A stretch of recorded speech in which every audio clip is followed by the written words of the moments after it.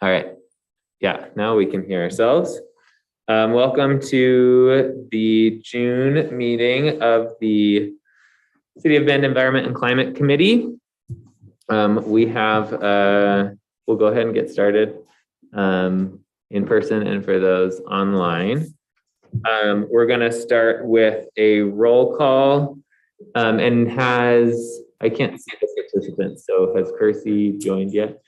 Sorry. Percy is not. Okay. I'll come back to her. I know we have a number of people that aren't going to be able to make it today. Bill Welsh is excused. Covey here. Kelly is excused.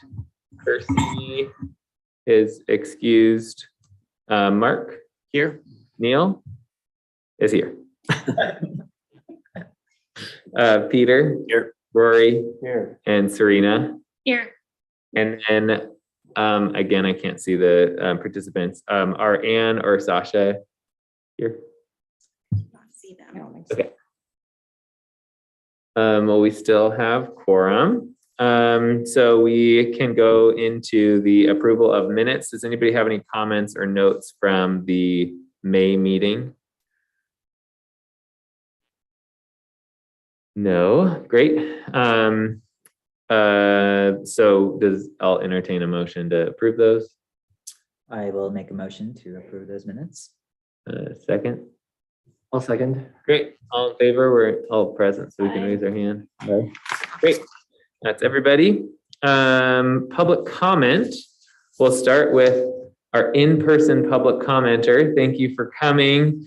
Only our second in-person meeting and our first in-person commenter. So Robert Anderson, does he come up to be able to talk into the mic over there?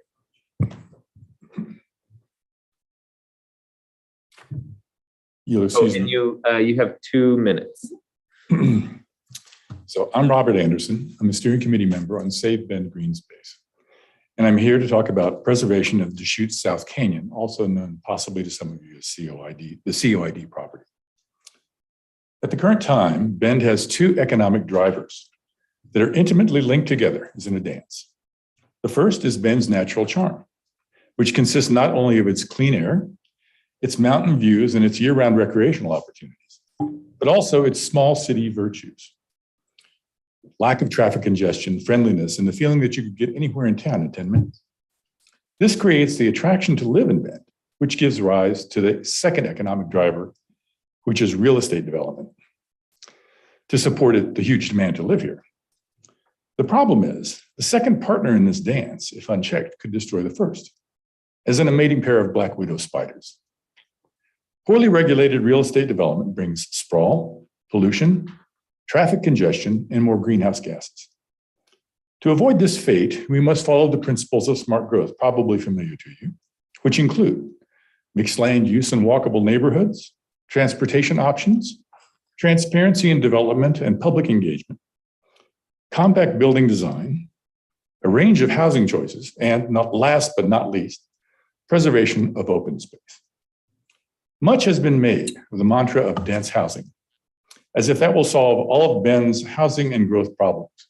I tell you, dense housing without the other components of smart growth will ensure that the black widow eats her mate. The Deschutes South Canyon property serves the whole of Bend better by remaining as a climate-preserving oasis of recreation near the center of Bend than it does as in housing for a few lucky families. It is currently a de facto city park with hundreds of thousands of users each year. It was upzoned in a city-state decision that can most charitably be termed an oversight. It serves as a huge greenhouse gas sink in a location right where it can do the most good. And it is an informal parkland and should become an official one. Thank you very much. Thank you. Yeah, thanks so much. And for coming in person. Are there any public comments online? No. Okay. Great. Updates? Yes, a couple of updates. The first is that I don't have a ton of information about this yet, but the council recently approved a committee stipend program. So all volunteer committee members will earn like a stipend for every meeting that they attend. I believe it's $40 per meeting. I'll have more information about that, but you all are eligible for that. You have the option of opting out of it if you don't feel like that's something that you need to allow your participation, but it's meant to offset the costs, for people to participate in city committees. So hopefully by the July meeting, we'll have more information about like how that's going to work. And I think we might start offering the payments as soon as the July meeting.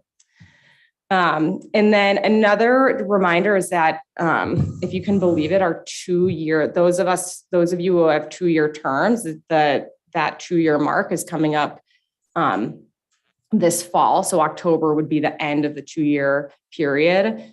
Anyone who has a 2-year term has the option to just automatically renew. I mean, it's still subject to mayor approval, but typically the mayor does approve renewal. So anyone that has a 2-year term needs to decide if they want to renew for another 4. It would be a 4-year term after that, or if you'd like to vacate your seat, and then we would start a committee recruitment process. So I believe, I didn't verify this, but I'm pretty sure the 4 people with 2-year terms are Neil, Kersey, Peter, and Bill. So if you all could let me know, if you haven't already, if you could let me know by August at the latest, if you intend to stay or vacate, that would be great. Because we'd want to, if we need to fill any seats, we're going to open up the vacancy in August so that we can have that new person in place by the November meeting. But we'd love everyone to stay, of course. So, okay. So you can just send me an email whenever you know. And that is it for updates. Are there any questions on those 2 items? I have a little bit of a question. Having not been part of a city committee before, of course, I would like everyone to stay as part of the committee on tier appointments, but is that usually not an opportunity for like new folks to also apply, or only if spots open up? So if everyone wants to stay, there won't be any new opportunities for correct. new folks to get involved. Yeah, if everyone wants to stay, we just wouldn't, we wouldn't fill a vacancy. Are there term limits? It's 2 terms. And I can't remember off the top of my head, the people who serve 2-year terms, That's, do they get 2 4-year terms plus a 2-year term, or do they just get the 2-year term and the 4-year term? I thought we staggered it when we created the governance of it. So Well, the 2-year term is what staggers it, but I just can't remember if you get like an extra 2 years. oh, I see. I see what you're saying. So I can double check on that, but it's 2. We'll figure it out in the next 4 years. Yeah. We got time. I'm just a little question. And I also think it's just 2 consecutive terms. So it's, I think you can do like 2 terms and then take a term off and then come back.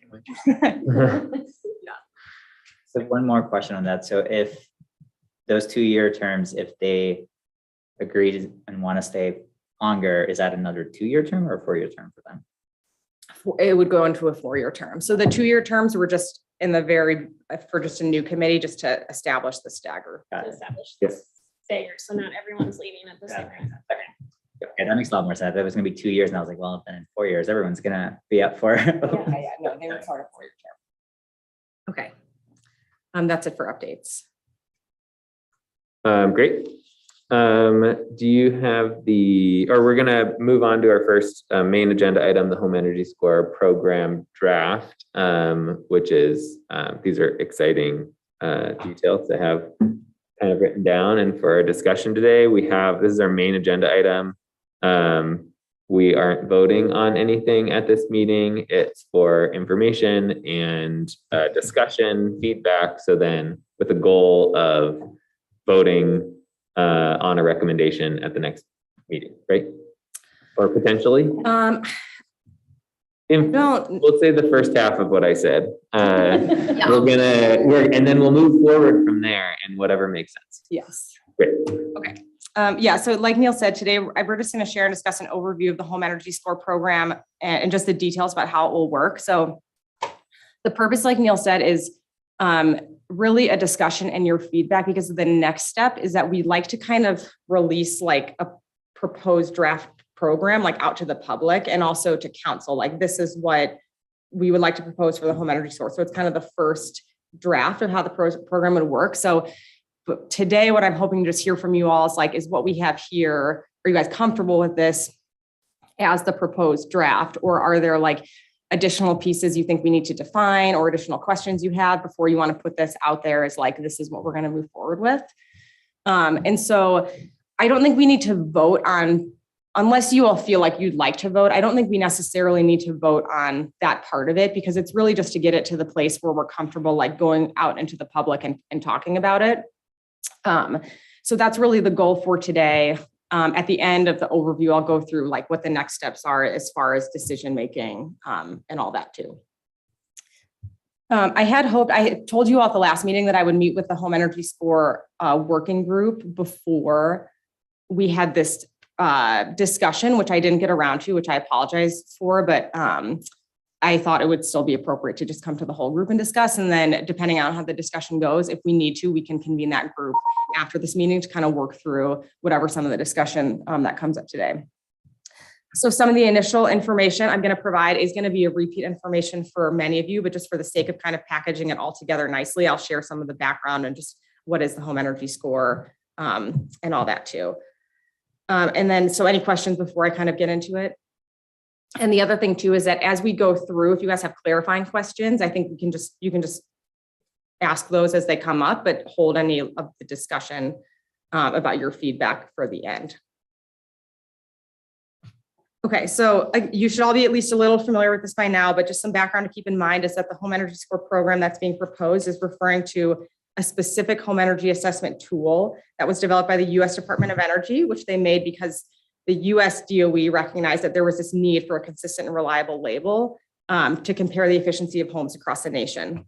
So they conducted a lot of consumer research, software development, a lot of studies and focus groups in order to develop this standardized methodology and tools for analyzing, scoring, and reporting the efficiency of a home based on its physical attributes. And communities around the country can establish a partnership with the US DOE in order to bring the benefits of these tools to their community. In Oregon, however, the Oregon Department of Energy formed a partnership with the US DOE in order to help bring this tool to smaller Oregon communities by taking up the responsibilities of the partnership that are normally placed on larger cities. So typically, if you're a bigger city and you want to use this tool, you have requirements placed on you by the DOE, like there's quota requirements, there's QA/QC requirements. So ODO took place of that partnership so that, because they really wanted to enable the program to be used by smaller communities that might not be able to meet the requirements of the partnership.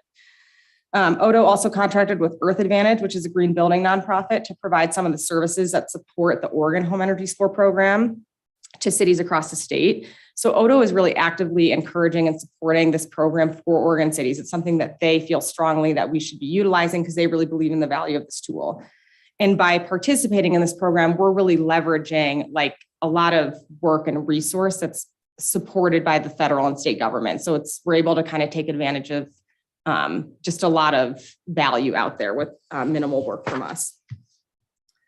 So the purpose behind a home energy score is that it can work like a miles per gallon rating for a vehicle. It provides information about how efficiently a home uses energy to prospective buyers, which can inform their purchase decision. Home energy scores provide transparency around the efficiency of a home and the ongoing energy costs that are required to maintain the home, ensuring that home buyers are able to take that into account when they make decisions. And it also daylights on the attributes of a home that are not readily visible when you're looking at a home that impact how efficient the home is.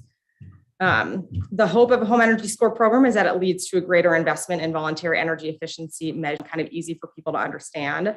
So with the home energy score program, the hope is that some homeowners, before they sell a home, might be motivated to do some efficiency upgrades in order to improve their score. On the flip side, if that doesn't happen, if someone buys a home and they have the home energy score report card, the hope is that they might be motivated to make some of those improvements kind of right when they move in or before they move in, which is a common time to get a lot of work done.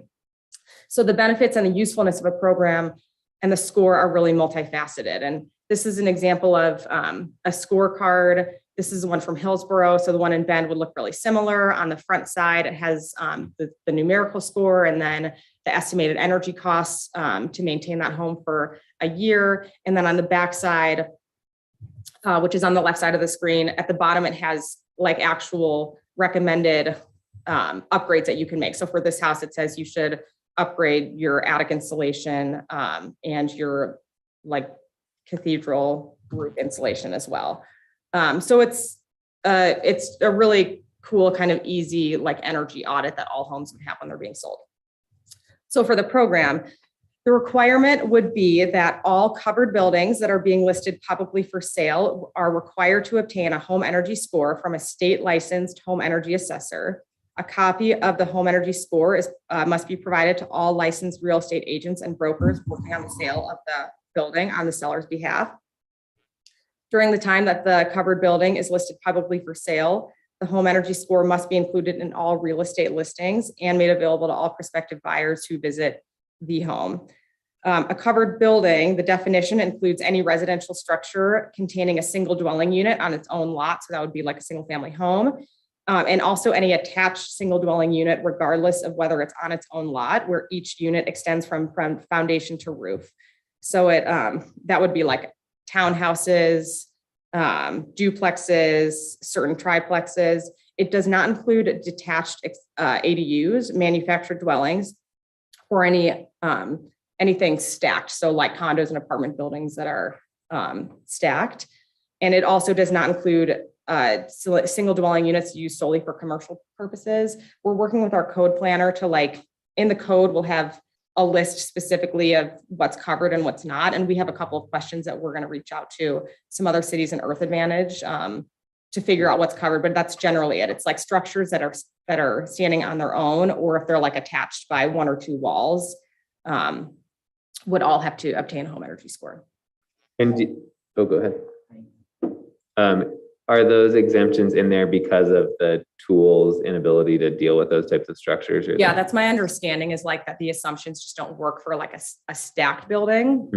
And I guess a manufactured home as well. That's one of the questions we have, because one of the questions that came up from our code planner is we have like detached duplexes now. So should that be included? We think it probably should, but the way that the other cities have written it have all specified like attached duplexes. So especially with the recent housing work that we've done and all the different housing types, we're meeting with Earth Advantage on Monday to kind of clarify like what the tool will still work for versus what it won't. Yeah. I had a similar question, but just to clarify, so I lived in a condominium before where I think it would really benefit from this. It was very inefficient.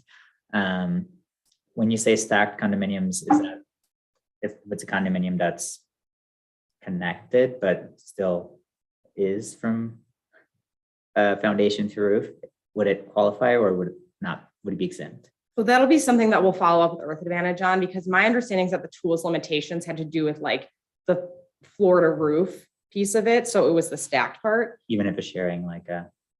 But I think if it shares two walls, I think that's still okay. So we'll get a little bit of clarity on that. What did you say about duplexes? Duplexes count if it's like a duplex on a single family lot and they're sharing like one wall, then those have to get the score. Okay, so that would suggest they probably can deal with that. Yeah. So we'll have, when we have the actual, that's the other thing I forgot to say in the beginning. We don't have the ordinance language for you yet. We're still working on that. But essentially what we have in the program will just be turned into code language. And we have a couple of these details we're still working through, which is why we didn't want to put it out there yet.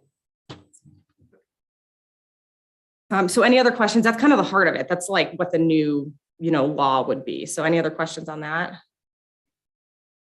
And then we do have certain types of properties would be exempt from the program. Generally speaking, the categories of homes that are exempt include sales that occur through like involuntary change of titles. So if you have a title transfer because of an inheritance or because of something like a marriage or divorce, those aren't required to get a home energy score. And then also sales where like significant financial hardship is indicated. So trustees sales, deed in lieu of foreclosure sales, those are also exempt. So again, we'll have in the code, we'll have a list of the specific types of transactions that are exempt, but they generally fall into those two categories. Those are the only ones that we're proposing being exempt. And then another thing to keep in mind is that because the requirement is on homes that are listed publicly for sale, any home that's not listed publicly for sale also wouldn't be subject to this requirement. So if someone, if you have like an off-market home sale where it just never goes for sale, those ones wouldn't be required to obtain it. And some of the exemptions listed, like when you have a title transfer because of an inheritance falls into that category anyway. So we'll clarify some of those exemptions, but just by nature of the way it's enforced and, if it's not actually listed on the market, it's not going to be subject to the requirement. Sorry. Just a quick question, Dr. Hesse. So if it's for sale by owner, is that still qualify as listing it, or is that? If they list it publicly for sale. And the way it would be enforced is typically through like the web listings, like Zillow or Redfin. So if they were to not post it on there, like if they just put a sign in front of their home, it probably would not, be included in any kind of enforcement activities. But a lot of for sale by owner, a lot of them do still list on those. And so those would be included. Perfect.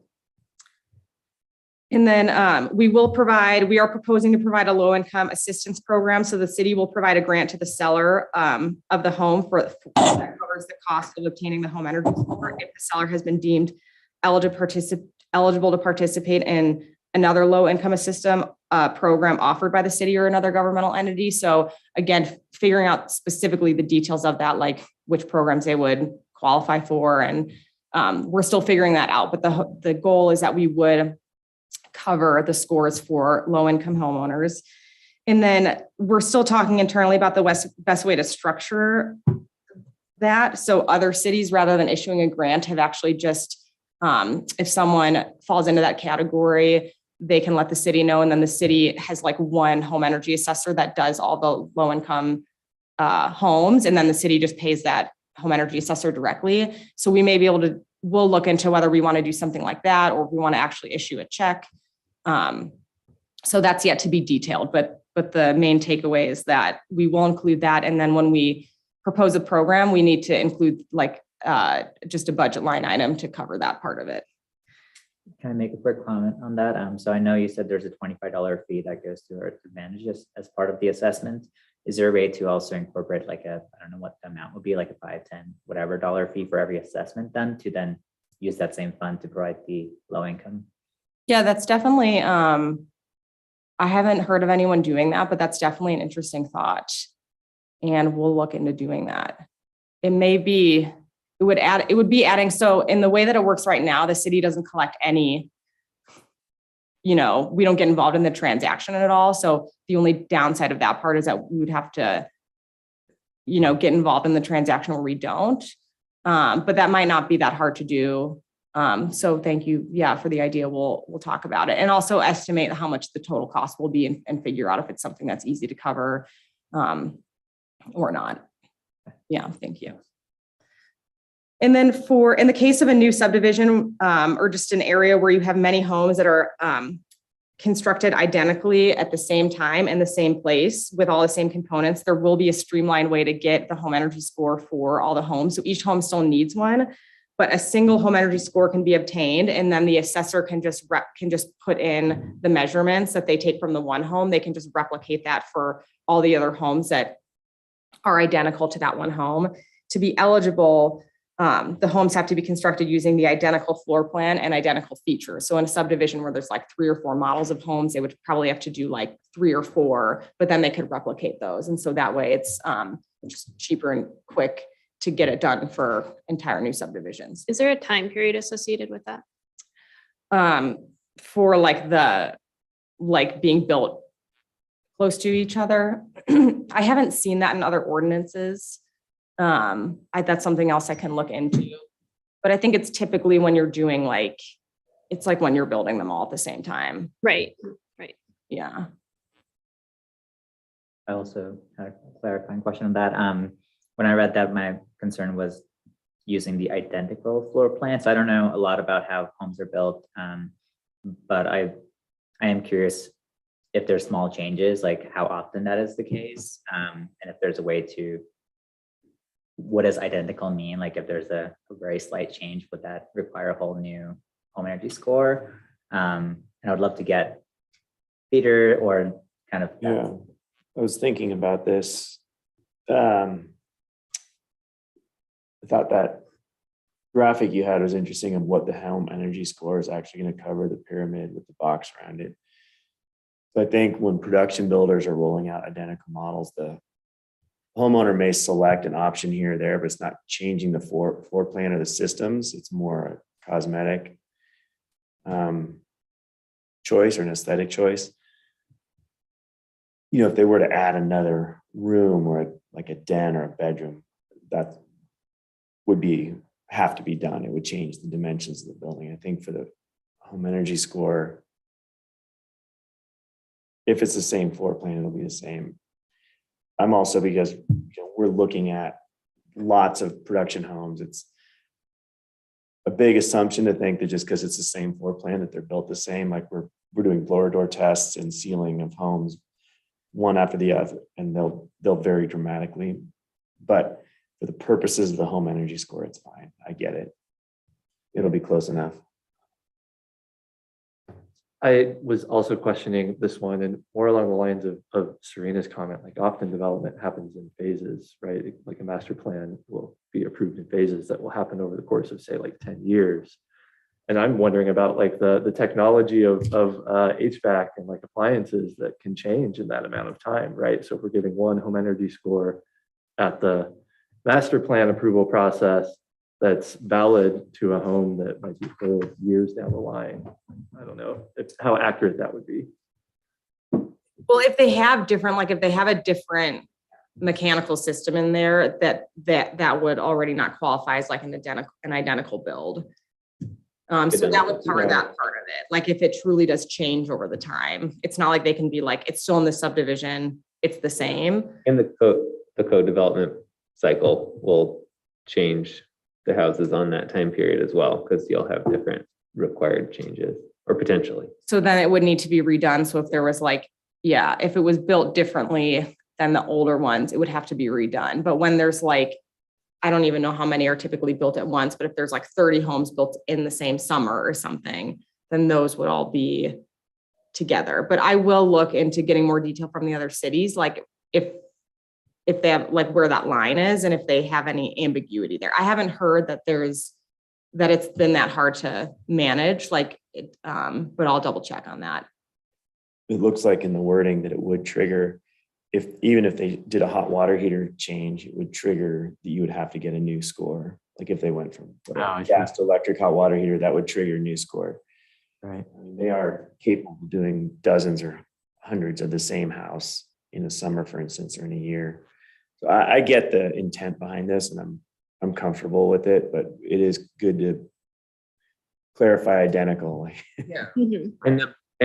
From experience in like QAing an entire development, one of the biggest differences, what I'm hearing, one of the biggest differences is the invisible, how tightly it was built, which is a number of factors that can't just be, seen item by item, but without, this is somewhat of a question, That's not even part of the home energy score, right? Right. Without a blower door in the home energy score, that difference, if that was a part of it, I would say that that's an important enough part that this exemption would be an issue.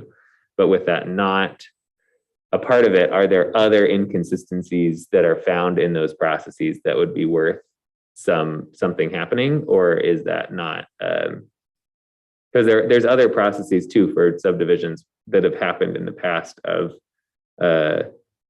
your code review being reviewed in a concentrated manner. There's been other mechanisms that are similar. So I'm just wondering if there's other things that have come up for other kind of policy pieces. And I don't know what that is besides air sealing and maybe quality of insulation installation. But I don't think that this would get into that level for new construction. So, Yeah, like you're saying, because you're saying it's like the tool is only so sensitive, like it's not Right. sensitive to a lot of those things. So it's like if they have the same floor plan and generally the same measurements, same equipment, then it'll come out the same. I was thinking exactly about that if we know exactly how the metrics are calculated, I know others here do better, that we could basically come up with a list of the sorts of actions that are sufficient to potentially or likely to move it past some threshold. Yeah. Not to jump ahead too much, because I've been thinking about this in terms of how it might even help us identify the best candidates for prioritizing in terms of helping to subsidize or support through the revolving loan fund or other programs, the kinds of investments that are most likely to improve a building's score if we think the score is a really useful metric. Yeah. So similarly, like looking at where the metric is most sensitive to avoid things that are going to change that in a bad way. Mhm. But- like understanding what the inputs are into the tool. Yeah. Yeah. My understanding for the purposes of the home energy score, it's something that the certifier or rater can do visually. So they're not bringing tools along to floor door test or duct blast test. Like they can see, okay, it's this furnace with this efficiency, it's this level window. I mean, the list here is probably pretty good for the purposes of the home energy score. And the tools that they bring are just for access. They will. Yeah, and the pyramid, is that what you're showing? Yeah. Yeah, it does show like the different components that are included. How subjective versus objective is it? Do we know if you have different scores coming, can they come to a different score? That's one of the concerns of folks who are concerned about this program. There's actually a protocol for training, just like you would a home inspection protocol. And then in the case of Oregon, Earth Advantage runs a kind of a QA program where they'll say, is this weird? Is it certain? Are there anomalies that don't make sense, and kind of get them to track? But there is, just like you would do a home appraisal. I mean, it's very, I think, similar potential, either accidental or intentional issues. But there is, the structure of the program is such that they try to control for that, both in training and then QA on the back end. Not to say it'll be perfect. So there It's is not some like you're room taking a there. measurement, you say it's exactly this. Yeah. It is someone looking around and It's not like a calculation based on square footage, materials, number of Right. windows or something like that. the furnace, you're not saying, okay, this furnace is rated at this efficiency, but is it running right? They don't know. They just know their efficiency. But those are two different sources of error. One is the limitations of the measurement tool of not knowing the unknowables with how precise the tool is. So not knowing how well the ductwork was taped or mastic because it's hidden in a wall. The other one, which maybe I'm not sure was the question that you were asking, is from assessor to assessor. Yeah. Is it going to be the same? So the performance compared to the estimate is one source of error. The other is from assessor to assessor, how reliable those ratings are. Like, And that, I assume, would be more accurate because of the process and the QA process. That's more of what's being checked than the latter, or than the former. I think part of the control methodologies also to look like, theoretically, a house in a big house in a nice neighborhood could have a pretty bad score. And conversely, like a simple house in a more economical neighborhood could have a pretty good score because it's simple. So they're also, part of the control is to make sure it's not a bias, like, oh, that's an expensive house, so it should have a good score, to make sure that it's actually based on the house and not a perception. Mhm. And the purpose of the tool, like from the DOE, is to make it like a standardized and replicable like assessment. So it's built that way, but it's just because it's humans doing it. There's, opportunities for human error. And then like Neil was saying, like there's certain things that just like the quality of the build, it can't necessarily be taken into. If there were like issues with how they put it, the insulation, that type of thing probably wouldn't be covered. But like the type of insulation they have is. So those parts are more objective. Just thinking how with appraisers, as you say, there is a competitive market. And if similarly here, there's a competitive market, usually if you're trying to buy this service, you want as high a score as you can get. So That's a concern about it. Yeah. And if I can just add two parts that I at least found during the research was, my understanding is the DOE has created a tool that basically you do plug in a lot of information like square footage and some of those objective measurements as well. And at the end of plugging in all the information, it shoots out the score. I don't know if that's completely accurate, Peter, correct me if I'm wrong, but that's my understanding from talking to folks. And there's an appeal process if you think it's way out of line.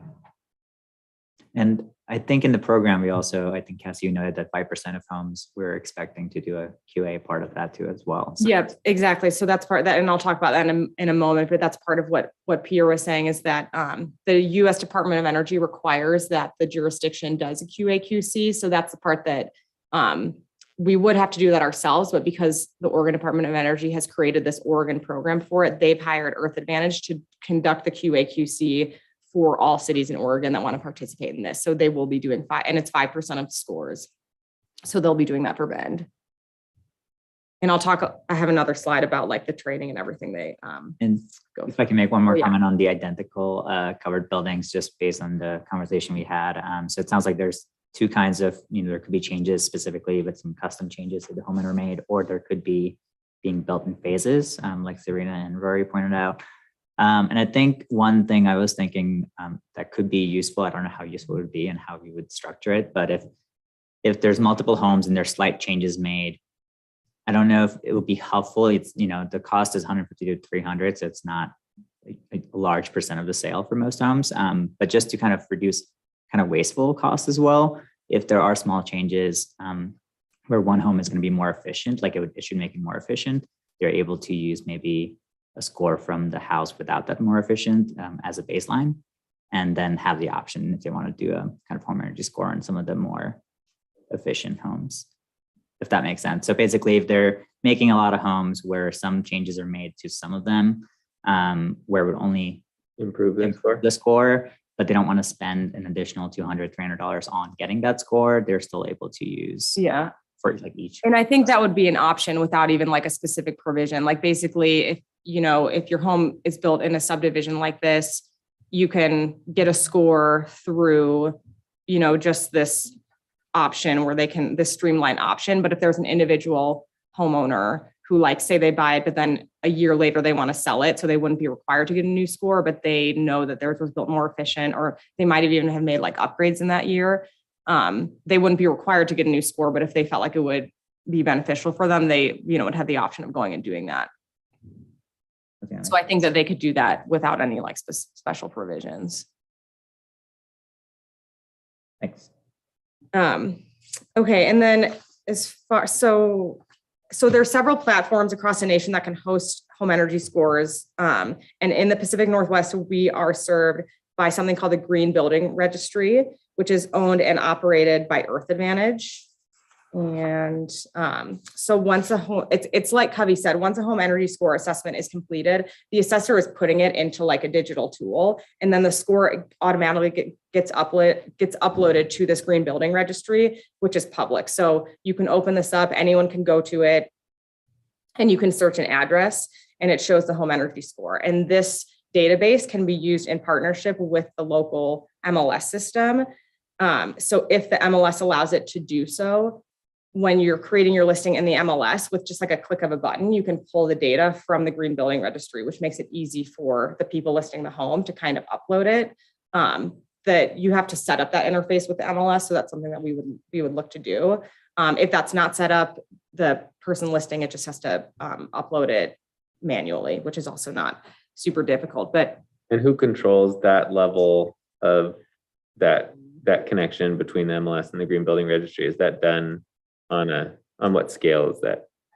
It's within your local MLS system. So it would be between the MLS here, which is, I've learned, is joint with Southern Oregon as well. There's one MLS that serves 3 different regions or something. So, and I believe its core is the owner of that. Mm-hmm. So they would have to work with Earth Advantage to make that setup happen. And I'm not sure on which of their ends the power is. Okay.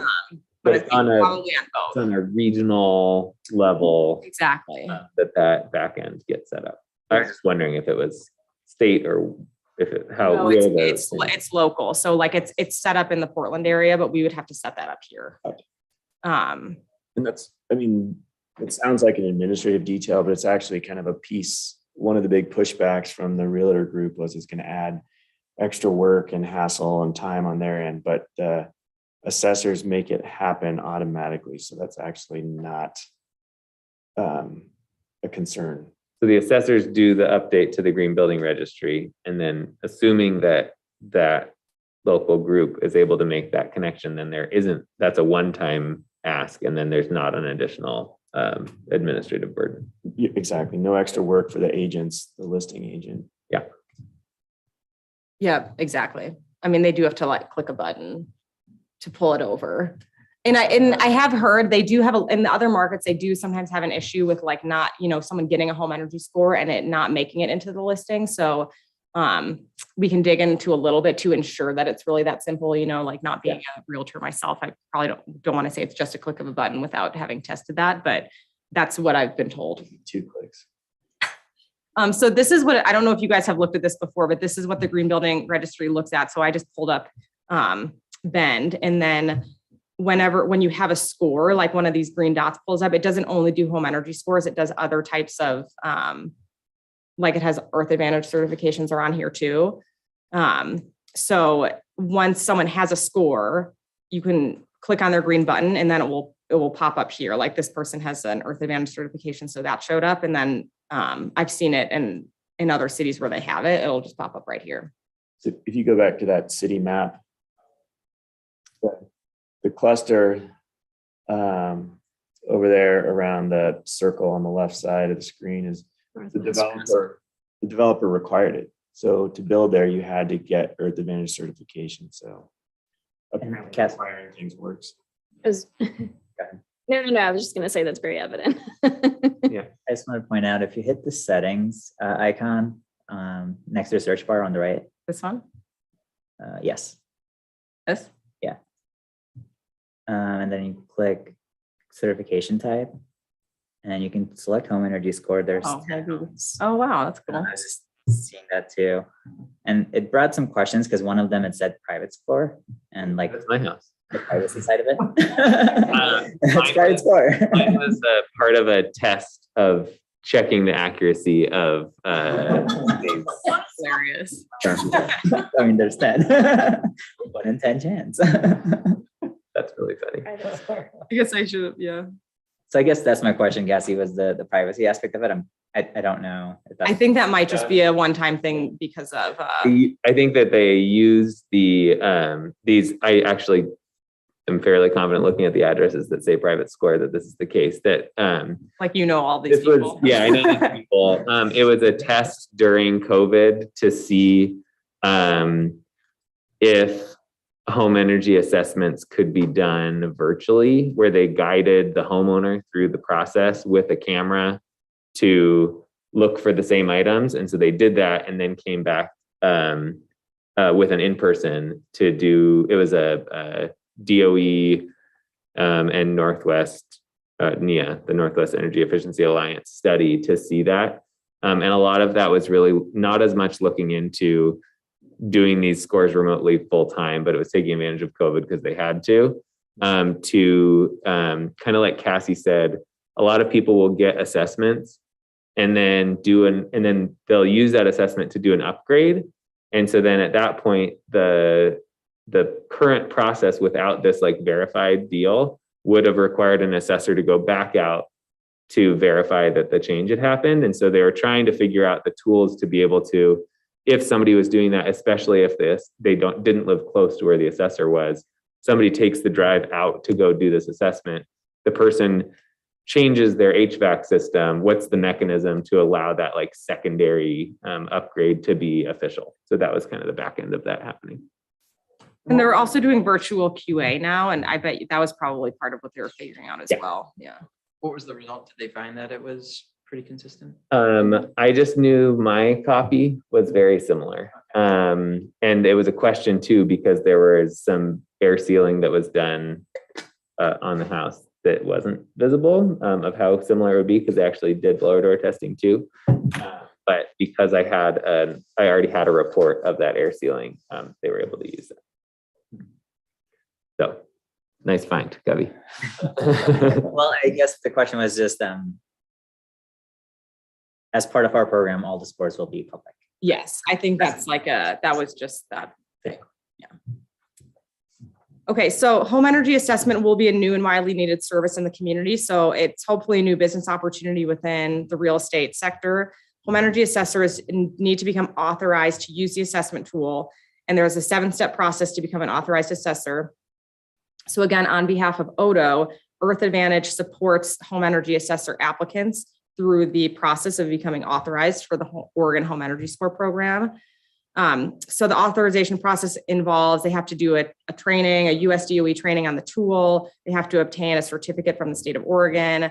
There is an orientation they have to attend, and then they have to do required mentoring with Earth Advantage. So that's kind of, there's a structure there to make sure that the assessors are all on board and kind of doing the same thing. So typically we see people become assessors who already play a role in the real estate industry. So it might be appraisers or inspectors might add a home energy assessment to their portfolio of services. In some cases in the Portland area, there are firms that do only home energy assessments, and they really specialize in that. Those are the ones that actually in the Portland area have been doing the majority of them. And they offer it for the lowest amount of money because they just have more of a streamlined process for it. So it'll remains to be seen whether we have someone like that locally or not. And Earth Advantage estimates that we'll need about 10 assessors to serve the Bend market during peak market times. We'll be keeping a close eye on that to make sure we have the right number of assessors before we launch a program. And then also periodically once the program is in effect, just because we don't want to be requiring something that then isn't providing and it creates a big problem for people. We also want to keep an eye on the prices of home energy assessments, similarly to make sure we're not requiring something that becomes truly burdensome.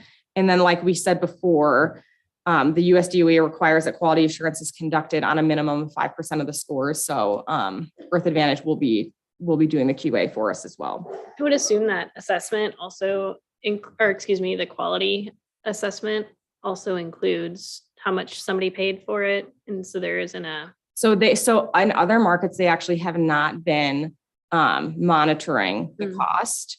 And that's something that I've been talking about with other cities because other cities have seen the cost raise a little bit. Like the Portland report said that the average score is $125. It's definitely not true anymore. It's closer to $200. Right. And it is up to $300 in some places.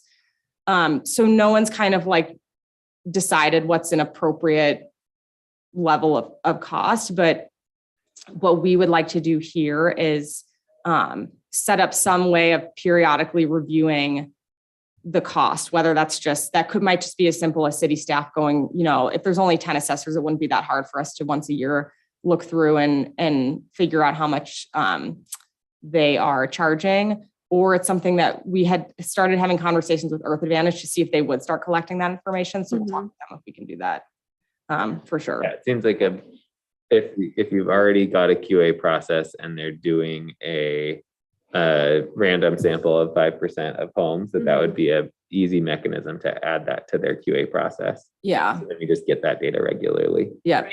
Just get a Exactly. better average of Yeah. inflation as well as potential gouging and whatnot. Yeah. And I think that adds and is helpful because then you'd have that in comparison. I know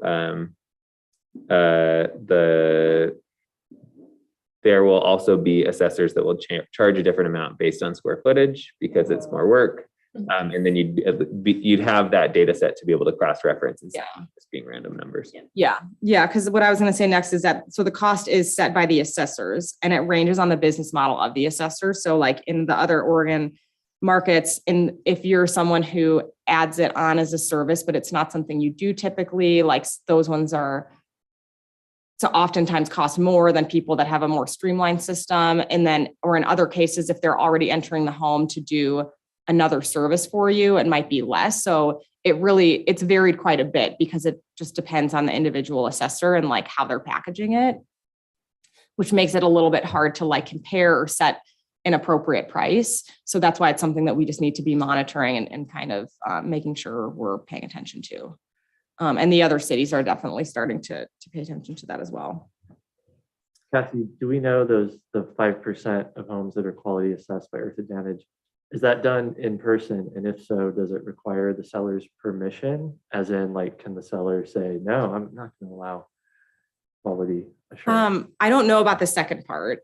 The first part, Earth Advantage, they need to figure out, they can do them virtually and they do them in person in the Portland area, but they're based there. So that was something that they are going to need to figure out, like just from their organizational standpoint, if they can support doing them in person, or if they're going to do them virtually. I think they, the virtual system, I think works pretty well. So it wouldn't surprise me if they do them virtually, especially to begin with. And then maybe if there was like sufficient volume, they would, but it's kind of up to them.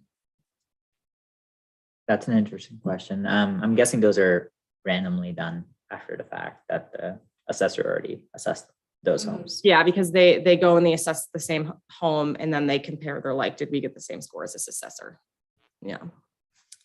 I'll write that down as something to ask them though about like if someone can refuse it or not.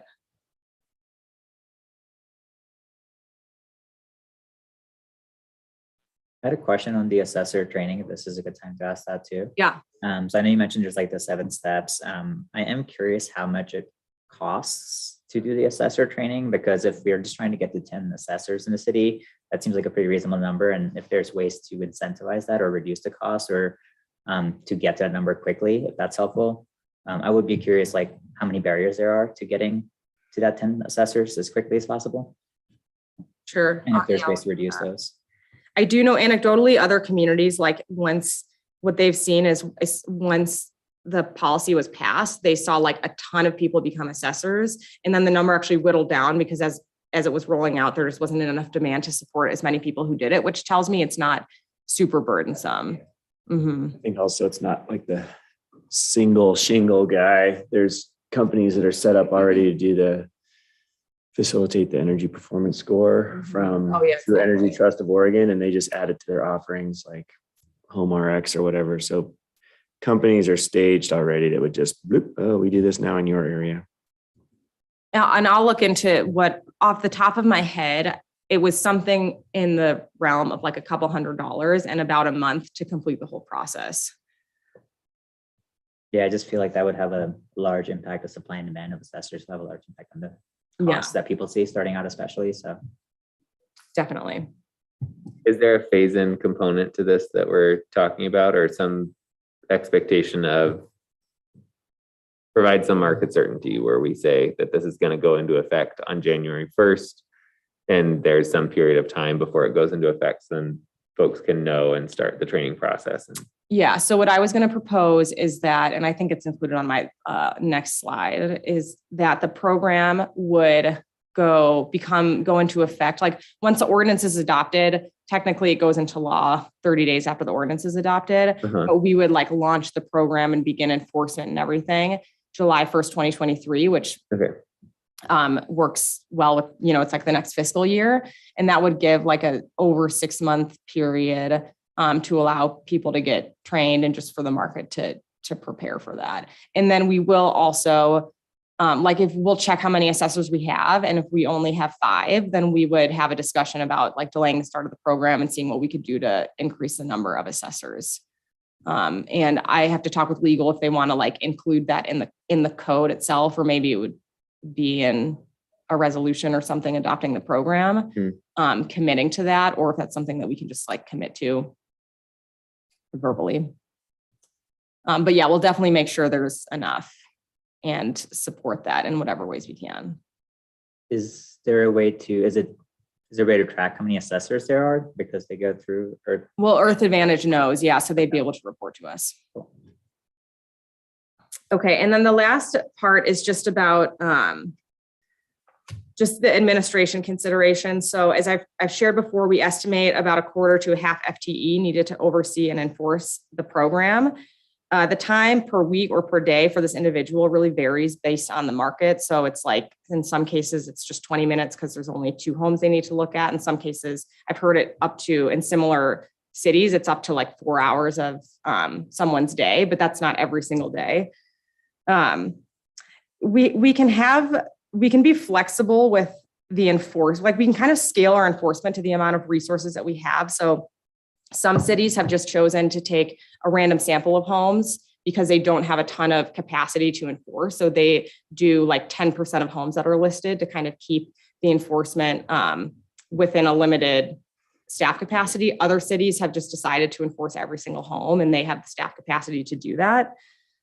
So I think the good news is whatever resource we have, we can still have the program and just be flexible with how much we enforce it. I think you see different compliance rates with the amount, of course, with the different amount that you're doing that, but that would just be a trade-off to take into account. And then, so that staff person and the person, what they're doing is they're actually reviewing the listings and checking the compliance. And then they also issue the initial notices of violation. And then they work with the home sellers to try to bring the property into compliance. Because a lot of the times when people don't have it, it's not because they purposely did it, it's because they didn't know or they don't know where to get one. And so the staff person kind of helps people through that process. And then they'll also maintain like a web page, and they'll be the point of contact for the program. So when people have questions, so that'll be the responsibility of that staff person. In addition to that staff person, there is kind of an additional layer of staffing because that's the proactive enforcement. But then when homes are out of compliance and they fail to come into compliance, there is another layer of where the house gets referred to our code enforcement division. And then they would be the ones who are responsible for issuing a penalty. And so we're not necessarily adding additional staff to code enforcement to add that layer of it. So that's something that we just want to be considerate of, is the additional resource load that it might take on code enforcement. And again, from other cities, we've heard that it doesn't actually get to that point very often, but it's like, it just remains to be seen what the impact will be. And those are real resources that will take prioritization among the other things that the code enforcement division has to do. So those are just some of the things that we've been thinking about as staff.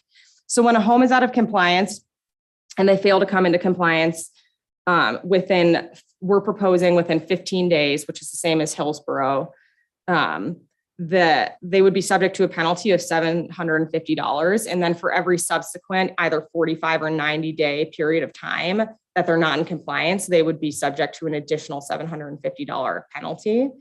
We're still deciding on which makes more sense to do the 45 day or the 90 days. I wrote 90 days in the memo, but once we have the ordinance, we'll let you know kind of what we have landed on. The hard thing is that if homes often sell much quicker than that. Yeah. And if a home sells and it doesn't have a home energy score, there's not really much we can do as far as like doing anything about it. You can't really even issue a penalty because the person has moved away. Right. And there's nowhere to like send the penalty to anymore because it's a new homeowner. So that is just a real kind of enforcement limitation of the program. Could you have the liability be on the real estate I was professional? gonna ask that too. That was one of my. So it's interestingly, that is something that I have not seen other cities do that. Uh-huh. It is something that our staff brought up because there's other benefits to it. Like it's someone who's repeatedly has to come into compliance with the law rather than a lot of home sellers who only have to come into compliance or leaving compliance like the one time. So that's another thing that's on my list to talk with Earth Advantage about is like, have other cities discussed that and what are the pros and cons to that? Yeah, there's one, sorry. I was just thinking if there's, a couple common offenders over and over and over again, it's, as you see that if that were to, hopefully that doesn't take place, but it could be a bigger conversation down the road. I had a related question, less about liability of non-compliance on real estate agents, but more just about how they are integrated into ensuring that this program is successful, and specifically, like, is there a way to make it a kind of like knowledge of the new home energy score requirement part of the process that every real estate agent has to go through when they're working with a seller, right? So that like there's usually a checklist of stuff that they have to like do, right? Like how can the city make sure that this becomes, normalized as part of that process for real estate agents?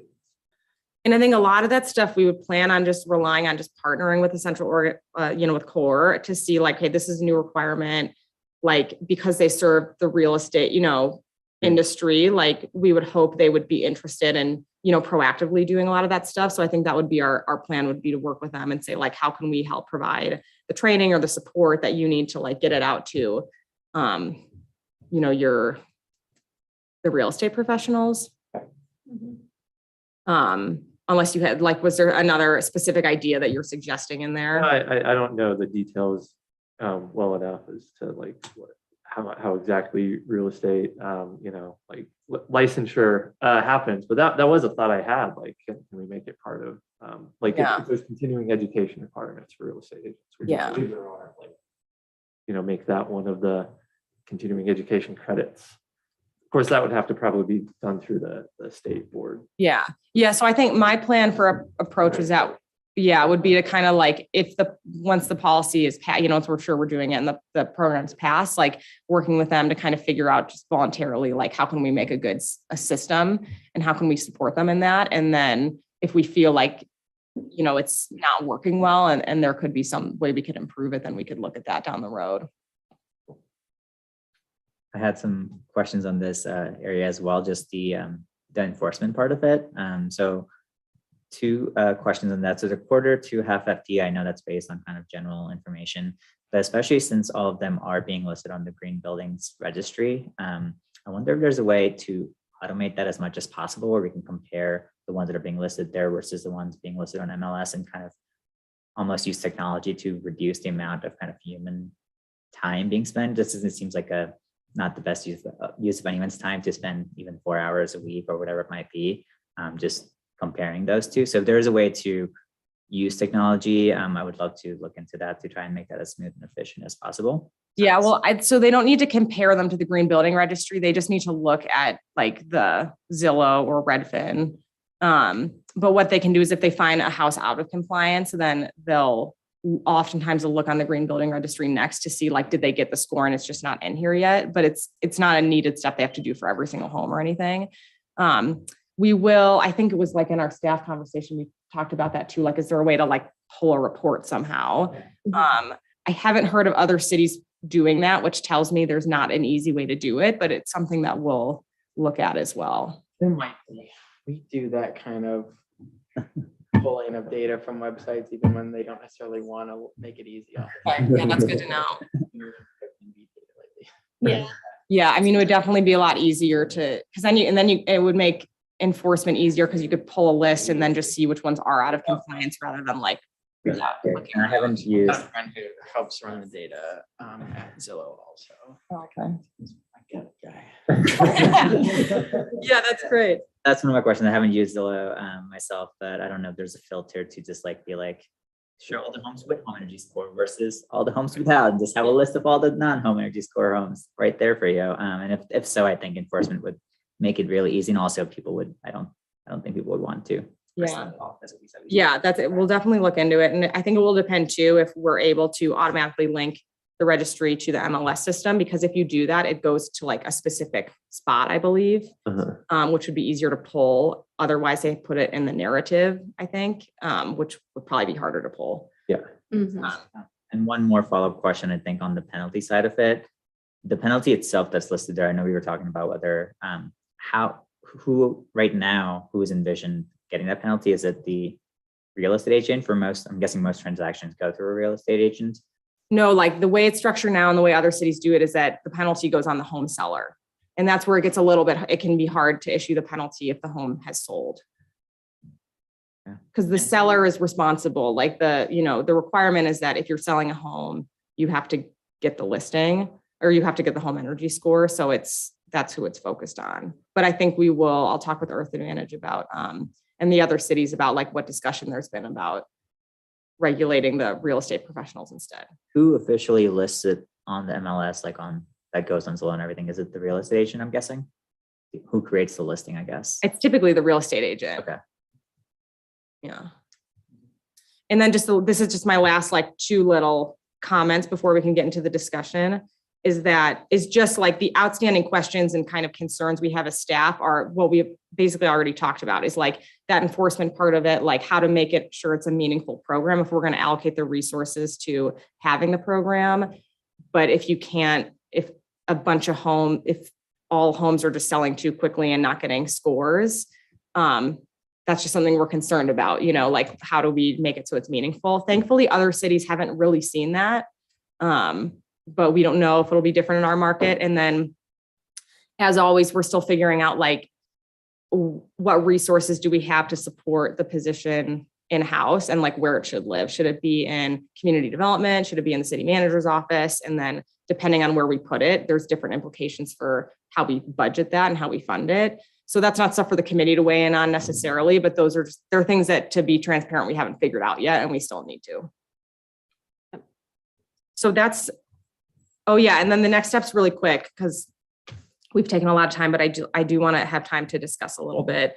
The goal is that as soon as we can, really, I'm hopeful in July, once we get this to a point where you're all comfortable with it and also our other staff departments are comfortable with it, we're going to launch a public comment period. We'll have a web page.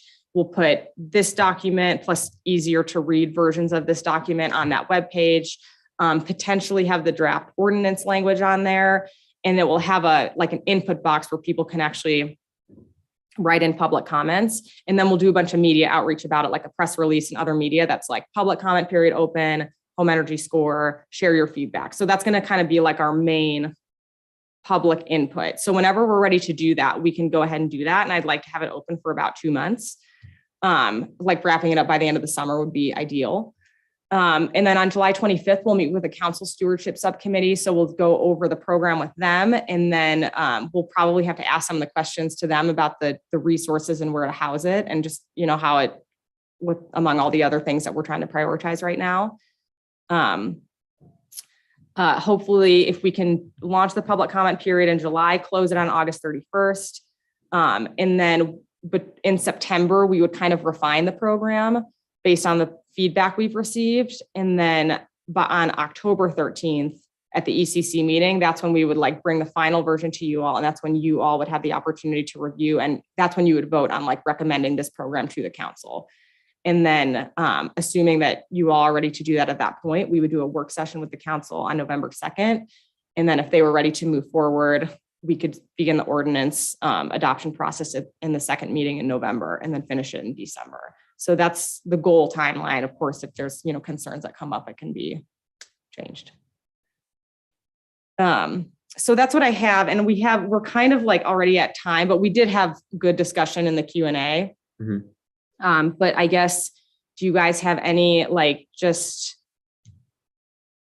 feedback? So we'll address the questions to just let you know what we're going to address. I'm going to look into like what is considered identical in the identical homes provision. With the QA, how does that work? Is it possible someone can like refuse a QA? What does it take to become an assessor? Is that a potential barrier? Can enforcement be on the real estate professional? And then is there a way of automating the reviewing of the listing? So those are kind of my next steps. And if I have answers to those, I'll plan on in July discussing some of those things with you. And maybe we can do that before we officially launch the public comment period. Yeah. If you guys would be more comfortable with that. That's great. I'll just say, I think the enforcement piece is really important because this is the kind of thing with the perverse incentive that there's a strong incentive for those that you would want to detect to not be involved. And so it's not the kind of thing where if you're just missing 5% of homes, that's okay. It's in the noise. Like those might be the ones that you actually want to get the score on the most. And we have good data available to identify those that are not complying. And I know there's a little bit of a history for the city of not being, let's say, complete on enforcement. So that came up with the water program and how shoveling driveways versus. Yeah, we're typically complaint based. Yeah. Yeah, that we aren't. But even when they said that they would have the data to identify those households that were, irrigating when they're not supposed to, or have a leak and things like that, that the city might want to feel hands off and not too intrusive, especially at first. But it feels like setting the tone early of complete enforcement feels important for this to be effective, just because of the kind of house that would be most likely to not.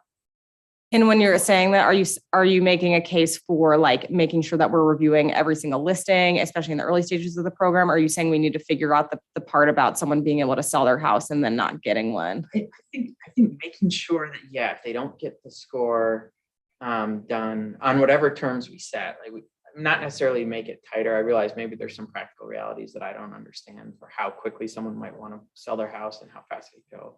But that you would want to know that because there is positive incentive, if you've got likely to have a good score to want to get that, and a negative incentive to not get the score if you think you're going to have a bad score. And as a buyer, I guess I'm saying, I think it's a really valuable signal, but it's only valuable if you have as complete coverage as possible. I don't know, Peter, you're more in this world. No, I completely agree. Absolutely. And that's like that enforcement piece. We're talking about institutional knowledge and perverse incentives, but this is valuable when it's quickly issued and when it's communicated well. And so if that doesn't happen, then, or if it happens at, day 16 and 3/4 of the people that are going to see the house already have seen the house, then you kind of missed your boat. But I think that it's important for that to actually push to get better compliance in the future. So, yeah, that's a great point. And maybe that's a reason to have outreach also to buyers. So buyers know, hey, look for this. And if they don't have it, insist on it. You want to have it. Good afternoon. I just want to jump in on the enforcement thing because I think this is a good conversation, but also I think it's appropriate to set expectations around this because, as Cassie alluded to, both on the funding and enforcement, we're going to have candid conversations with council around this. Mm-hmm. Our code enforcement team, they are always focused on public health and safety first, and there's a whole list of things they already do. And so it really depends on their workload unless we get additional resources to really be proactive in this. I just want to set that, and our code enforcement team has been talking to other cities' code enforcement teams to see how they're doing it. Their code enforcement teams haven't been too heavily involved in this program.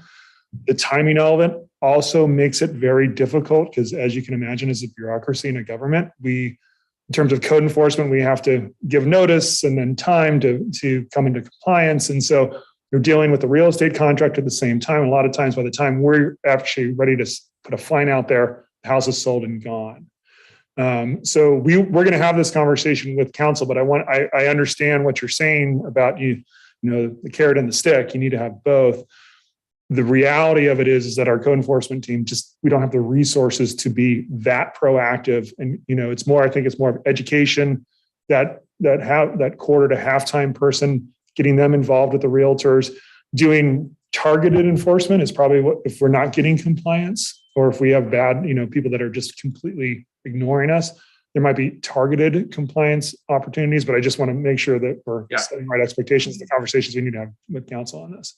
I think that's helpful information. And I think that can, like targeted enforcement, that finding the right mechanism. And if that is an unrealistic ask of our existing code enforcement process, then what can we do to structure this? So then you really are trying to identify those intentionally missing data points. And that could be some other process of identifying. I don't want to harp on the home sale industry, but if it's happening, it's not going to be the same homeowner that lists the house again and doesn't list a house again and not get a home energy score and list a house again and not get a home energy score. There are other entities that could either lead to targeted enforcement or that we could aggregate or have the fines based on that if you have multiple complaints from the same I don't know who there is, the same offender of a brokerage, then that's where the focus is, because then it can take time and be an official process. So maybe if that's one of the things we want to look at is like if there is a pattern in practice just with like other licensed professionals. Yeah. Should we be as a city notifying the board? Right. Instead of trying, because working with our legal department, it's very difficult for the city to go and say, I'm going to fine the broker just because of the way the current laws, and our legal team is researching that. All of our code is based back to property and property owner. But, there might be, and that's why we'll be working with other cities as this goes through to see, are there other mechanisms where we can just alert saying, hey, there's, this one realtor, their last 10 sales, they've completely violated, but because the market moves so quick, we've never been able to do enforcement, something like that.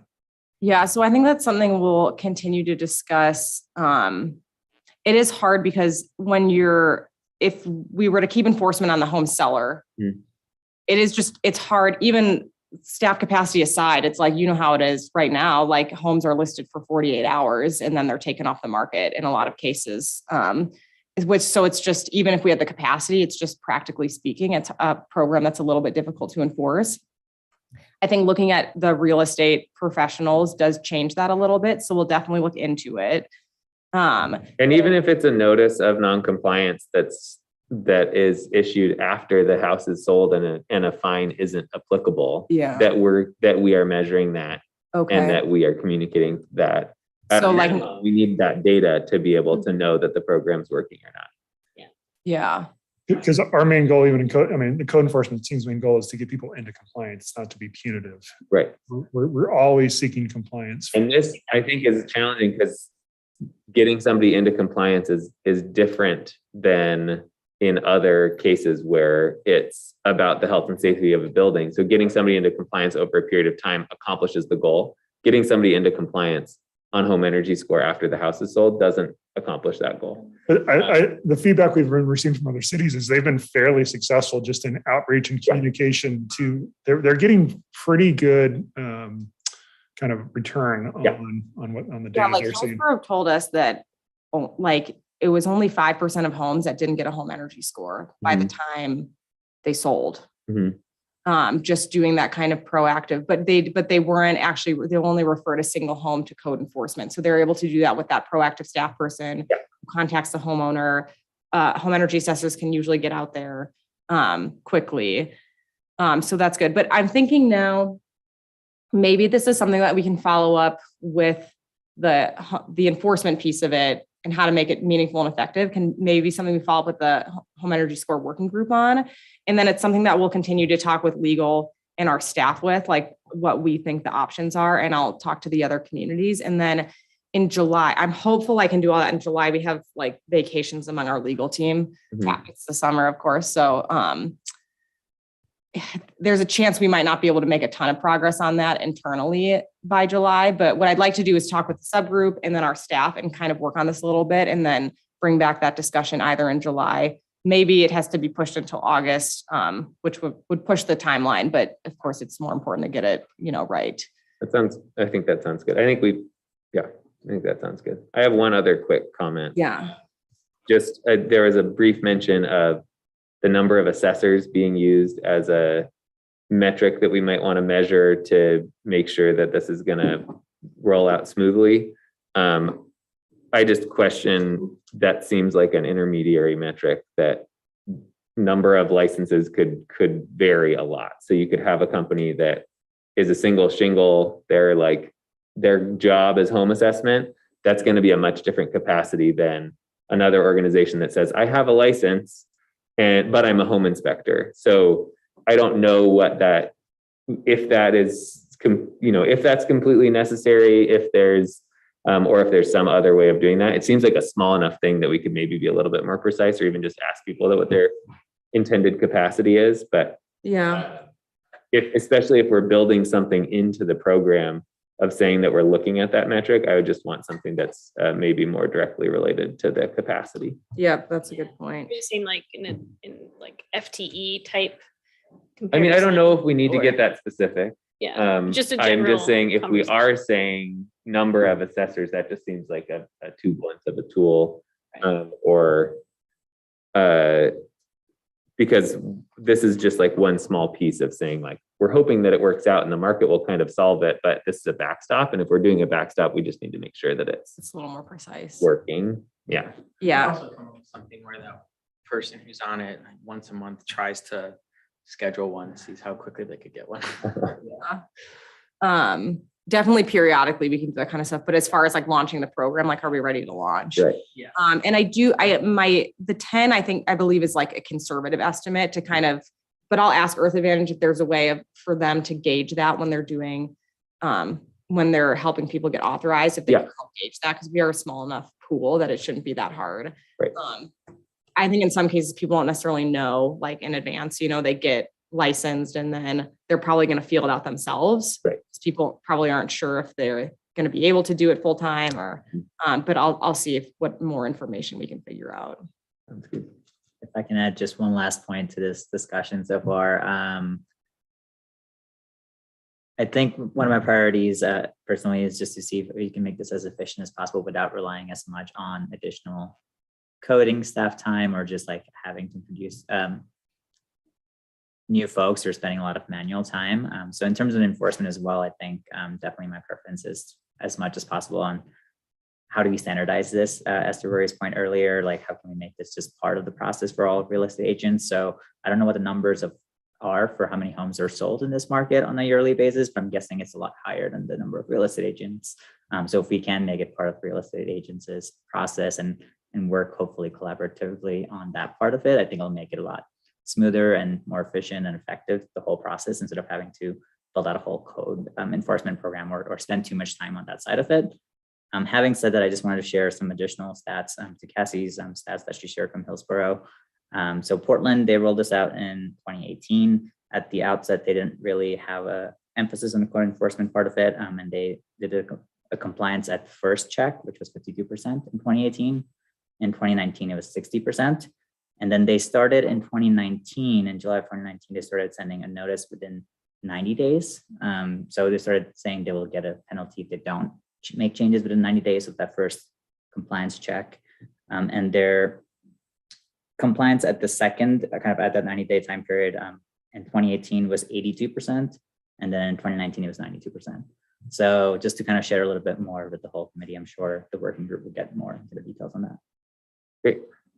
Okay, so we definitely need to move on to some of our other topics, but is there any, just really quick, is there anything else? When we meet with the working group, is there anything else the questions I talked about, really honing in on enforcement. So that's what we're gonna come back and discuss next. Is there anything else missing? No, go ahead.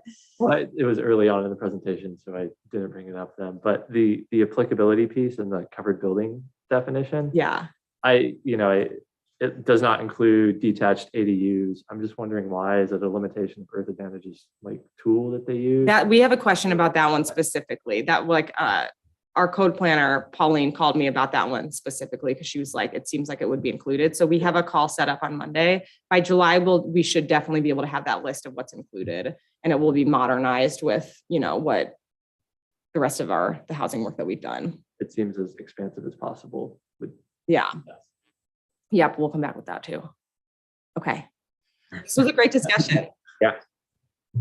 Anything else? Thanks for coming. Thanks, Russ. Yeah, thanks, Russ. Well, the opportunity is not available for further comment. Percy's actually here. Should Yeah. we check in with Percy? Great question. Sorry, I don't have the participant list this time, but Percy, if you are here and available for audio, or I guess for the record, Percy is present. Is there a way to get her up there? No. I don't know. He's not going to be on video today, Oh, okay. and I think is primarily listening and then voting if need be. Okay, Percy, just raise your hand if you have anything to add, I think Yeah. right now on the home energy score. Otherwise, you're part of the working group, so we'll have more opportunity to discuss with you. Perfect. And Kelly's not on there, right? Okay, great. Okay, so remaining agenda items that we have are the revolving loan fund and natural gas strategies / franchise agreement conversations. Those are kind of our more presentation discussion based items. And then we'll jump into working groups, bike rack, and agenda review. So do we want to jump? Do you have the presentation for the revolving loan fund, or does that Yeah. order work for you? Yeah, that's fine. People want to eat their sandwich? Yeah, can we take a 5-minute break? Yeah.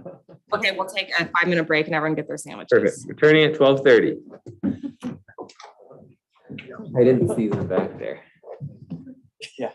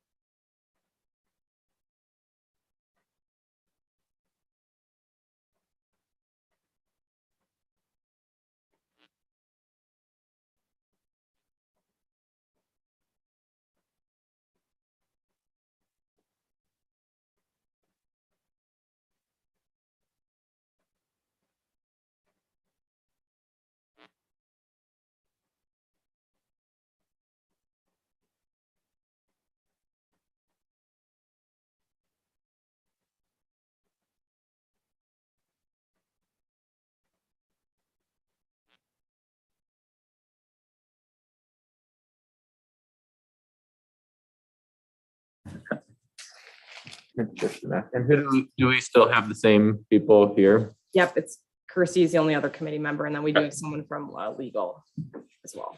Okay, great. All right.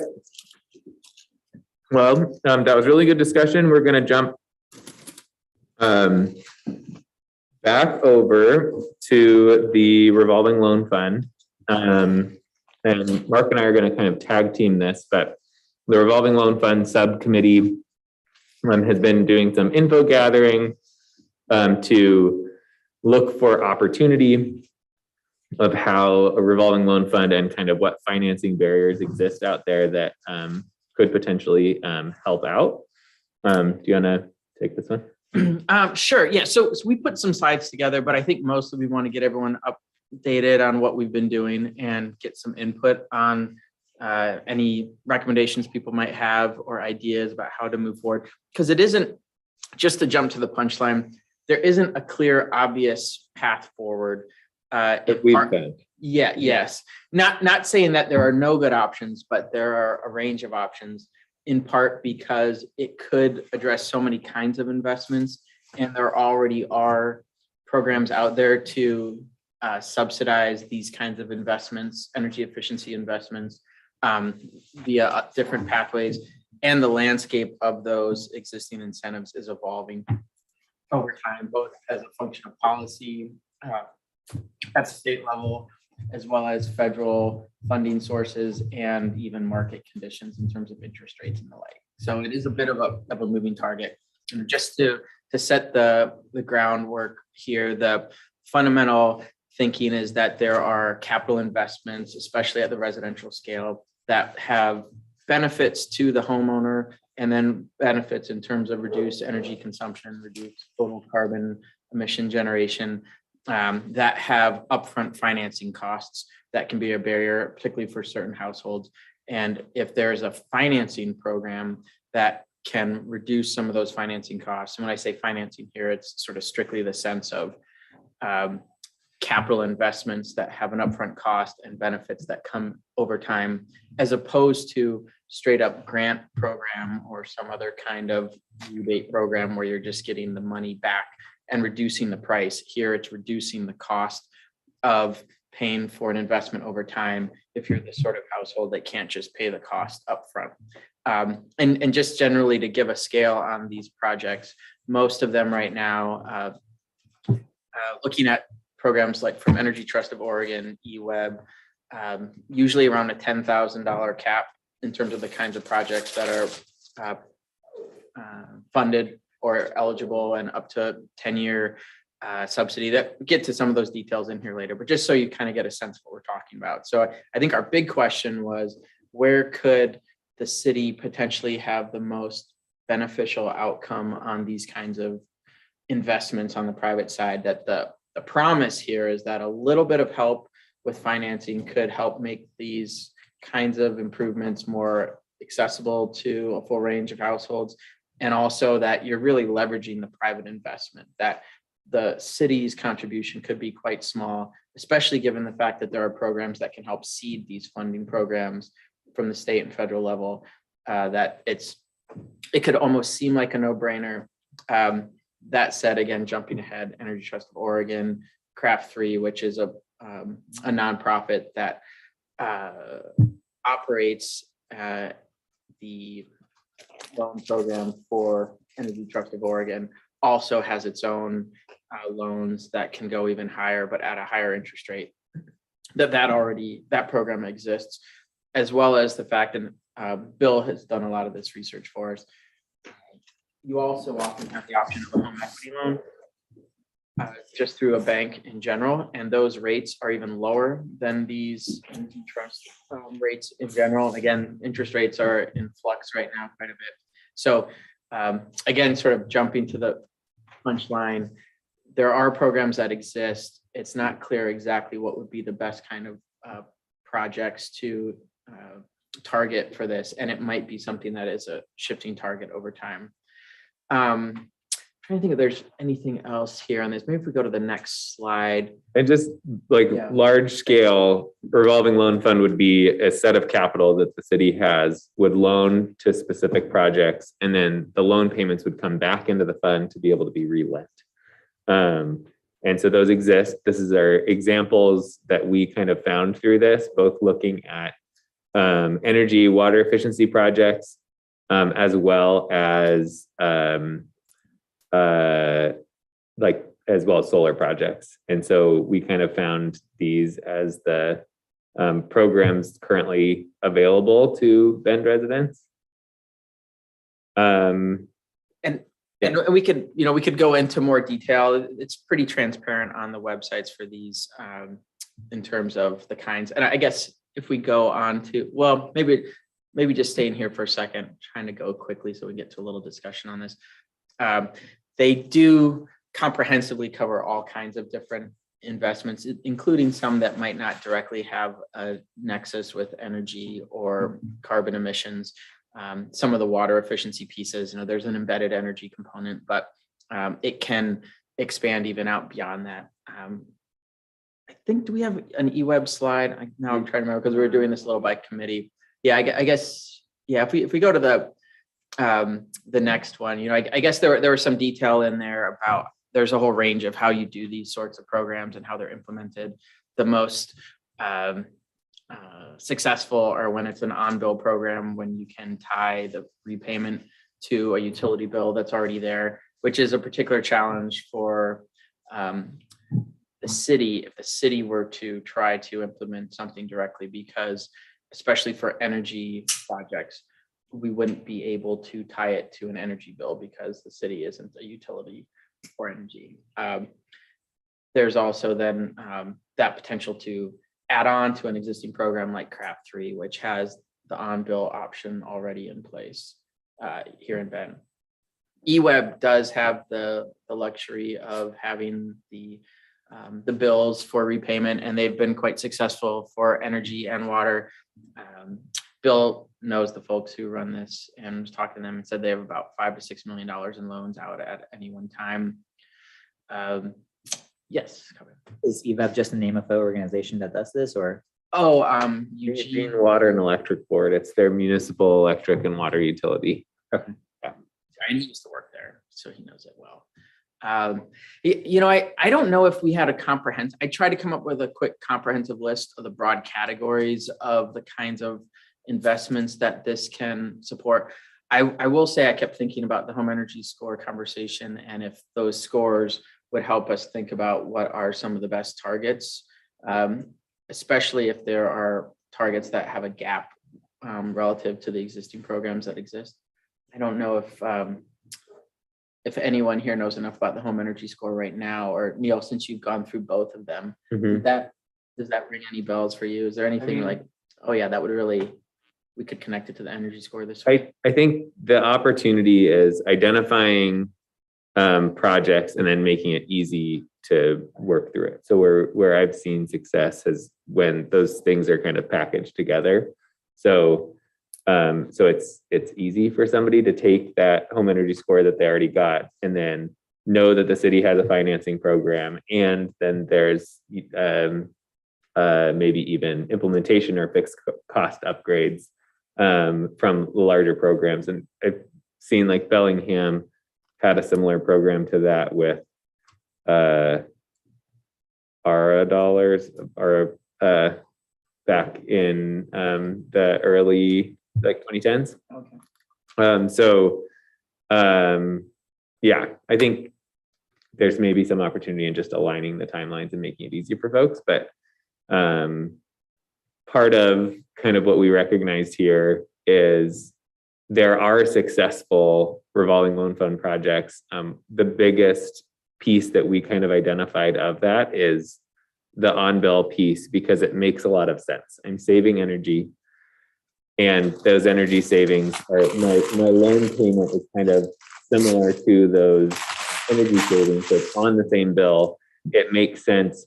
And then once it's paid off, then I fully get to take those savings.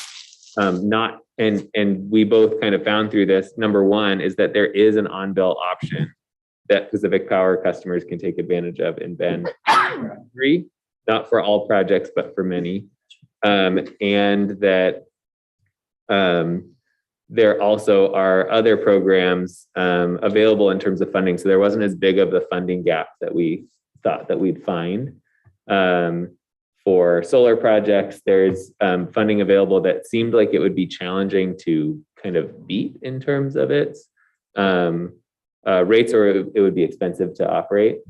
To do something outside of that, like, you know, a kind of a piece there. And the other kind of direction that we were thinking about is, you know, what are the narrow opportunities that could really help? So one of the areas that I was thinking about was, okay, well, what's a short-term barrier that exists with solar projects? You apply for your, or you do your project and then you get your tax credit at the next tax season. So that's like a short-term carrying cost that could be, you know, your incentive could be coming. If you do your project in January of a year, it's going to come the following tax season, so that you might have to hold that additional funding for whatever, 14 months. But then I even found that the solar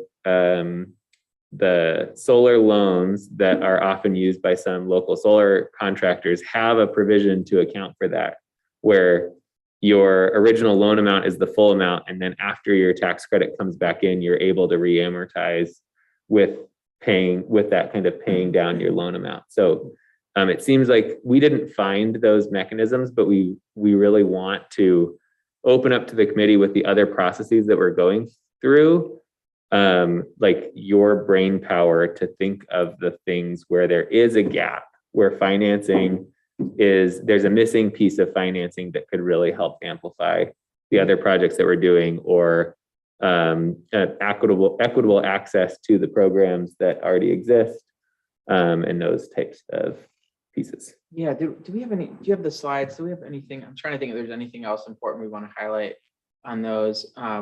Yeah, I guess we can jump. Was there anything, sorry, in those last couple? I know you had that. Yeah, this is just what I just said. Everything was in there. Yep. The previous one, just make sure we don't miss anything that Bill had helped pull us together. If you go back one more slide, sorry. Okay, yeah, these were just sort of some of the other terms we had. Oh yeah, because we can also then think about who would be eligible for it. And also potentially, if we wanted to help nudge some of these existing programs down in cost in some way. So Craft 3, we had a meeting with them. The city could, you know, think about intervening and buying down some of the points, some of the interest costs there as well.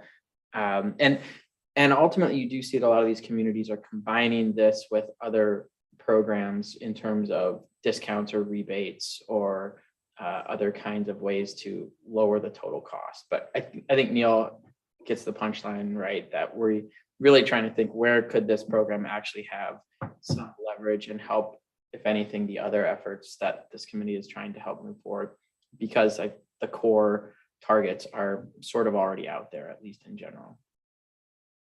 I guess we could go, yeah, to the last slide now. Sorry, I know we're jumping around. How are we doing on time? We're gonna have to wrap up in the next couple minutes, and we'll skip the next. We'll push natural gas conversations off to the next meeting. Okay. Yeah. Yeah, what do folks think about this? Or any questions? I know we kind of bounced around.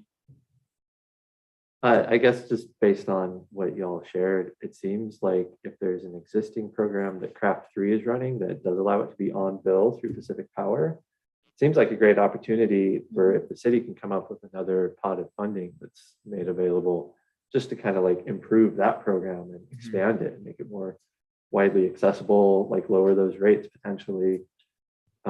That seems like one avenue to continue exploring. I'll just put it that way. And one additional piece of that Craft 3 program, I guess one positive piece and one challenge. The positive piece is that if you're an income qualified applicant, there's a separate criteria. So more programs qualify, and is it just more programs that qualify, or is it a different interest rate?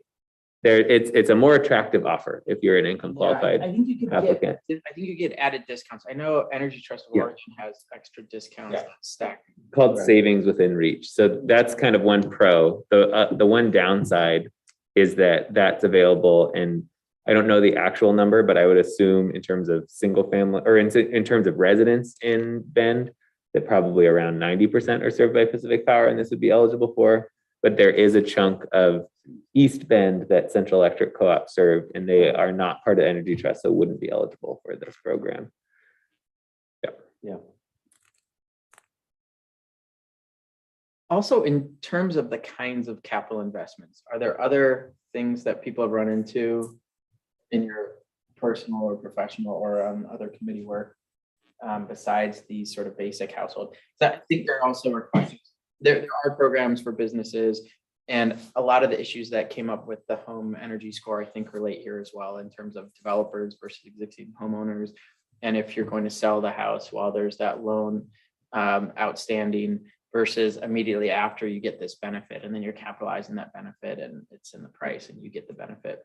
I think there are a lot of complications similar to what you're seeing with the home energy score. So it might also be that we can learn from that process with this as well. And it's natural to have it sort of follow the home energy score process. Final comments, we have to move on, unfortunately. We can also follow up if there's other things that come up. Another thing I do want to add is that I have learned that they are refunding the EECBG federal funding pool, which is money that is more or less like dedicated to local governments to do lending programs. I don't know that it's restricted only to lending programs, but there's like a strong preference. So the Bellingham, that was the ARA funding. Yeah. From the Bellingham program, we did something similar. EECBG. EECBG, it's like the Energy Efficiency and Conservation Block Grant. So that will be refunded, and those are dollars. It's not like a competitive grant pool. Those are just going to be monies. That's going to be money for us to take and do something with. So that's just something for us to keep in mind. Like, it's a little bit different than if we have to go ask for money. If it's like, we're not sure this is the best program ever, if it's you're using up where that could be used elsewhere. There could be funds for this where it's like, we got to use it or lose it. Yeah. And the Healthy Homes Bill also, Neil knows a lot more about this than I do, but it sounds like that's money that will be set aside for communities to use for this kind of program as well. And it might not be able to use it for anything but this sort of thing. Oh, cool. Yeah, that was passed in the last legislative cycle, I think, and that would provide funding. And it's targeted upgrades, and particularly a lot of upgrades can't happen because there's other existing outstanding maintenance items like a roof leak or something that makes somebody ineligible to get an improvement to their insulation or something that they might be able to get in a low income environment. But there's no funding for those upgrades either. And so it's kind of bringing all of those things together and it's bringing those things together. The funding will be available in grant form to local governments and like nonprofit community action partners. So great. We can follow up afterwards with additional conversations. Sorry. Well, I wanted to ask if the city has any existing similar lending programs that, like, where the infrastructure exists that this could be built into. So not currently that I'm aware of, but we did do it in the past because we did with the ARA funds. So that was on my list of our finance directors was out for a while, but I'm going to learn more about what that looked like for us and what we funded and how it worked and if we'd be willing to do it again or internally or And then the enforcement question comes back up though if we do it ourselves. Yeah. So All right. Important agenda item, working groups. Oh, yeah. Probably Probably one or too many more slides than we need for that, and I didn't make them pretty. I didn't know if you were putting them in the main deck or. I did, but I lost my deck. So if you could just start up and then I'll pull it up. Do you remember enough to? Okay, I got it. I was like, my computer isn't working. Oh, it's working, but so we have two working groups coming up for starting Q3, kind of the research and development aspect, and it's both in the waste and materials area. One of them is reducing food waste and food waste prevention and more education around that, more of a how do we better tell that story? How do we give people what they need to understand the impact of food waste programs? And the other, thank you. The other one was, you go back to that timeline. I just wanted to, so this was part of that timeline. So we had, two programs slated to kind of start in Q3, and I can't believe we're already almost at the end of half the year. So the outreach for food waste prevention, and then the multifamily recycling. And both of those have, a good portion of the remaining year in research and analysis. So we're not in any hurry, but we also know that there's kind of a lot of potential research and things to do within those kind of current state, and not necessarily develop the programs, but, just like what we've done with the last few, how do we, go about what that might look like going forward. So the next couple slides are just giving everyone a reminder of what we talked about. These are coming directly from our strategy workbook that Cassie created at the beginning of our sessions. So for the food waste prevention, we really just want to make sure that we're creating community education, giving recommendations, working with potential partners on this. As you guys know, food waste prevention doesn't fall under one bucket or one partner in our city. There's a lot of partners in play, and waste haulers and other things that could potentially be a resource in this. But this is more education and community education related. So as mentioned at the bottom there, the direction needed from us, how can the city best fulfill its commitment to expanding community education on climate action topics? This would be the main one, obviously. What is the partnership model between the city and the community organizations to meet these community educational goals around food waste prevention? So if this is something that is a topic that you'd be interested in working on, you don't have to state your name right now, but that's one area. And then if we go to the next slide, you can skip that one. The multifamily recycling program is, did I post the wrong one? Oh no, sorry. Improve recycling at multifamily residences. So working on, current code standards, again, just understanding current state and then creating some ideas and working with some potential partners on what future state could look like, and some common hurdles and amendment ideas that could be played out for multifamily. So if you go to the last slide, those are the two next steps in our committee work. And again, the next 2 quarters basically is really just the research, knowing that summer is hard for anyone to kind of get involved. But ideally, as we've talked about, there's usually some internal research and wrapping your head around the topics, and then kind of coming together as a committee. And between Cassie, Neil, and I, one of us will play a role in any one of these programs to help guide and support. So because I was part of waste and materials subgroup, I'm actually interested in both of them. But one thing I was just realizing, kind of looking at our full strategies as the cap, is one thing I've been interested in recently is kind of the amount of takeout containers, especially at food carts, things like that. I'm not sure where it falls under all the actions. It seems like there's non-food waste recovery, but the actions, none of them are specifically for that. There's improving recycling at multifamily residences. There's develop a recycling and waste reduction program targeting tourists. And there's investigate and invest in facility infrastructure upgrades to meet long-term needs of solid waste systems. So those are the 3 actions.